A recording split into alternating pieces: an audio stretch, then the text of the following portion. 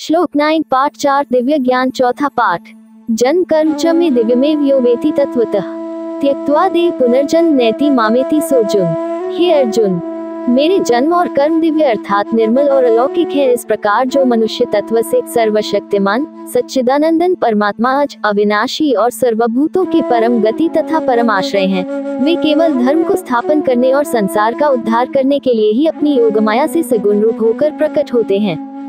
इसलिए परमेश्वर के समान सुहृद, प्रेमी और पतित पावन दूसरा कोई नहीं है। ऐसा समझकर जो पुरुष परमेश्वर का अनन्य प्रेम से निरंतर चिंतन करता हुआ आसक्ति रहित संसार में बरतता है, वही उनको तत्व से जानता है, जान लेता है। वह शरीर को त्याग कर फिर जन्म को प्राप्त नहीं होता, किंतु मुझे ही प्राप्त होता है।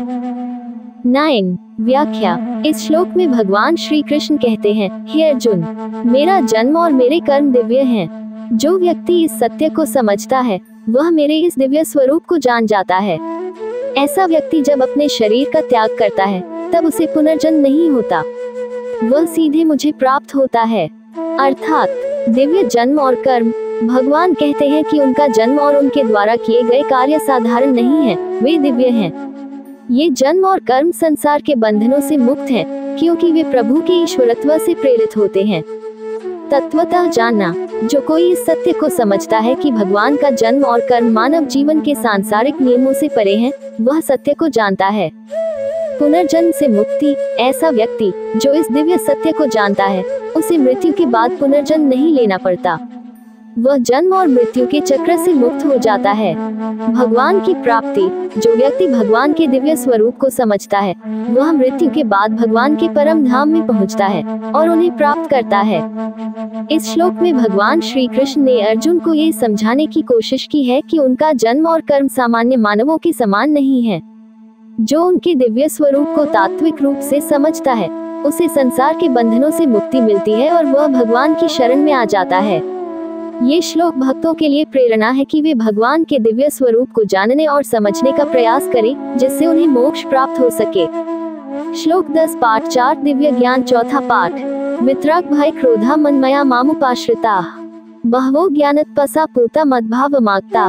पहले भी जिनके राग, भय और क्रोध सर्वथा नष्ट हो गए थे और जो मुझ में अनन्य प्रेम पूर्वक स्थित रहते थे, ऐसे मेरे आश्रित रहने वाले बहुत से भक्त उपर्युक्त ज्ञान रूप तप से पवित्र होकर मेरे स्वरूप को प्राप्त हो चुके हैं। 10 व्याख्या। इस श्लोक में भगवान श्री कृष्ण दिव्य ज्ञान प्राप्त करने वालों के गुणों का वर्णन कर रहे हैं। वितराग भय क्रोध का तात्पर्य है कि ऐसे लोग जिन्होंने राग, आसक्ति, भय और क्रोध को जीत लिया है। ये व्यक्ति दुनिया की अस्थायी वस्तुओं और परिस्थितियों से निर्लिप्त होते हैं और मन की शांति प्राप्त कर लेते हैं। मनमया मामुपाश्रिता में मनमया का मतलब है कि उनका मन पूरी तरह से भगवान के ध्यान और प्रेम में रमा हुआ है। ऐसे लोग भगवान की शरण में रहते हैं और भगवान के दिव्य स्वरूप में समाहित होते हैं। बहवो ज्ञानतपसा पूता का अर्थ है कि ये लोग ज्ञान और तपस्या के माध्यम से शुद्ध होते हैं।